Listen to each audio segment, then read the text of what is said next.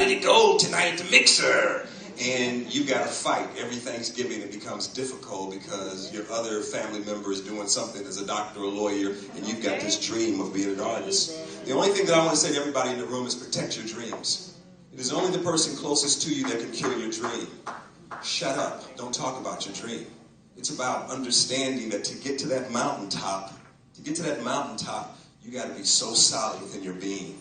There are no accidents. She was talking about networking and everybody working together in this room. You know, this room has been around a long time. I started in this room doing stand-up in this room so many moons ago. Me, Keenan Ivory Wayans, Robin and Harris, the Comedy Act Theater started in this room. A lot of you will be born. What will stop you from being born is you. Because sometimes there's a thing in basketball, we call it self-check. Some of you won't go the extra mile to get it done. Everybody comes from around the country. So there's 500 people that look like you that say they want the dream, but not everybody wants to dream. Somebody's going to get caught with drugs and lost their mind over there. It might be chasing that guy, chasing that girl, and dreams don't happen. I'll share this one story with you about, my journey, because God has always, watched over me. I come from a really rough neighborhood on the west side of Chicago. I grew up in an area called K-Town. When I was a kid, I'll tell you how I got discovered. When I was a kid, the neighborhood was really rough. There were gangs on every corner, the Disciples, the Executioners, the Sinister Six, the Vice Lords. When I was 10 years old, I had to run home from school every day. And I ran home, and I had to go straight in the house. And all I did was watch television. I watched so much TV, they nicknamed me TV Guy. And I was like everything on TV. TV Guy, 7 o'clock, I Love Lucy, Petticoat Junction, the Guns of Will Sonic. I was TV Guy. And then I discovered that God gave me a gift, and I became a human TiVo. I could do every show I saw on television. I was a human TiVo. Alfred Hitchcock, they found the body in the alleyway and discovered that murder doesn't count. Ed Sullivan Show, a really big show. We got the Jackson 5 here. Little Michael Jackson is going to be coming out here soon. I watched the foreign French films on television. Why you tripping, woman? Why you tripping?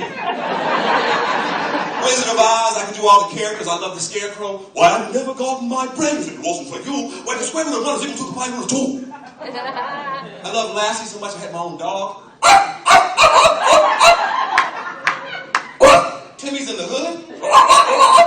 Some pimps got Timmy. I got discovered in the 5th grade because we had to read Shakespeare, and I didn't like to read Shakespeare. And I went to the library and I stole all the Shakespeare records. And I listened to them on our little stereo at home, King Lear, Othello. And we had to read in the 5th grade, we had to read one scene of Oedipus. And the teacher was like, Deborah Jenkins, you'll be Ophelia. Willie, you'll be Oedipus. And Townsend, you'll be Tiresias, the blind prophet. Let's read. Deborah read like this inner city school. Oedipus, Oedipus, you will marry thy mother and kill thy father, Oedipus. I had been listening to the Royal Shakespeare Company, so I read it like this. Oedipus, I pray not the rage upon myself. The whole class was like, ooh, ooh. I told my mother I wanted to be an actor. And my mother said, baby, you keep God first, you can do anything, anything.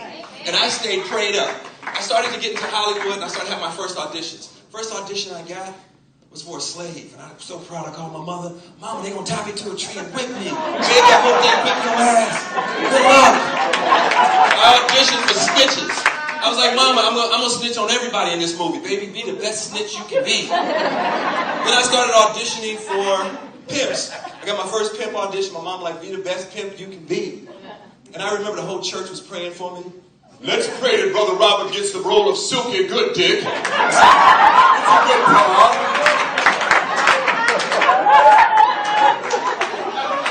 And then I had the worst audition of my career. There was a white director from England that was doing a black exploitation movie. And this happened in New York, true story. And he was telling me how to be black. And it was, no, it's all wrong, it's all wrong. You're a bad mofo.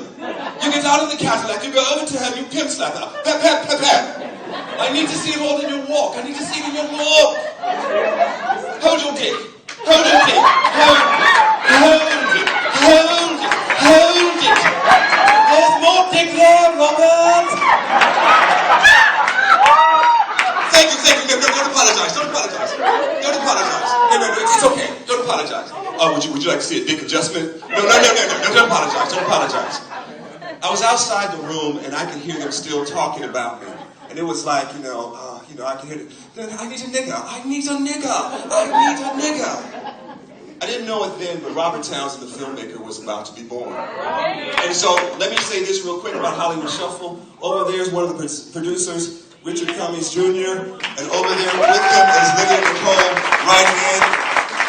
Now the idea of making movies, everybody can do it. Back then, nobody. Keenan and I came up with the idea, and I'll tell you this one last story because I think it's kind of funny. Because we shot the movie in 12 days over 2.5 years.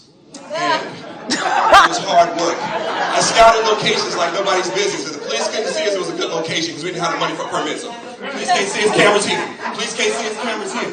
And so Keenan and I get into a big fight over Eddie Murphy. Because at the time, Eddie Murphy was the biggest star in Hollywood. And so I write this scene in Hollywood Shuffle where there's 20 guys in blackface and we're going to be in leather jackets acting like Eddie Murphy. And so then, Keenan was like, man, don't put that in there. We know Eddie, man. I was like, man, fuck that. We can put that in the movie, man. Come on, everybody wants to be like Eddie Murphy. And so we shoot the movie is done, and then Eddie Murphy calls. And he goes, Rob, I heard y'all did a movie, man. I want to see the movie. And Keenan's like, oh, shit. And so then we have this screening for Eddie at the Paramount, at the studio in Burbank. And so we show the movie to Eddie, and then he's loving it, and then he comes in with like 12 people in his entourage. And then he's loving the movie. And so then all of a sudden he gets to the part, what we're looking for is an Eddie Murphy type. And the whole room goes quiet. Nobody's laughing. Keenan's head goes down. I go, oh, shit. Then, all of a sudden, Eddie understood the joke and he starts laughing. Oh, Rob, that's fucked up. Oh, Keenan. Oh, man. So at the end of the screening, and this just shows you how God works. At the end of the screening, Eddie's in the screening room by himself, and I go over to him and I apologize. And I said, hey, man, if you were offended by anything that happened in the movie, I put that scene in there. Keenan didn't want to put that scene in there. And so then Eddie says, no, man, I wasn't offended by that, man. The movie was really beautiful, man. I'm going to do this concert film called Raw. I'm looking for a director. You want to direct it? And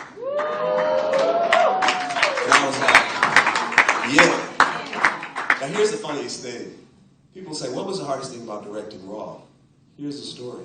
We shot for 2 days at the Paramount Theater in Madison Square Garden. Shooting went great. I go to the editing room, my first cut of the movie, I'm just laughing my ass off. I show it to Keenan first. Keenan goes, I love it. I show it to the studio, they love it. I show it to, Paramount, I show it to Paramount, and then I show it to Eddie, and then Eddie, he loves it. And I thought we had a big hit at first, and then all of a sudden the studio calls back and says we got a problem. The ratings board has seen the movie, and they rated the movie XXX. We got to recut the whole movie. And Eddie was like, fuck that, I ain't changing shit, fuck that. And so then, this was the funniest meeting of my career. We had to meet at Eddie's house, lawyers from Paramount, lawyers from the ratings board, and we had to go through the whole movie. There are 62 motherfuckers, there's 32 bitches, there's 48 hoes, 14 fucks, 15 cocksuckers. And we had to negotiate. Are you taking that bitch? Are we taking that bitch? And Eddie was upset. No, I need that bitch. I give you 2 hoes and a motherfucker for that bitch. So anyway, I share all of that to you to say, good luck on your journey. Know that anything and everything is possible. Stay focused on your journey. Hollywood is a tricky place. There's distractions everywhere. So the only thing that I would say is that you can make it to the top of the mountain. What you put in is what you get out. Stay focused on the destiny. Blessings.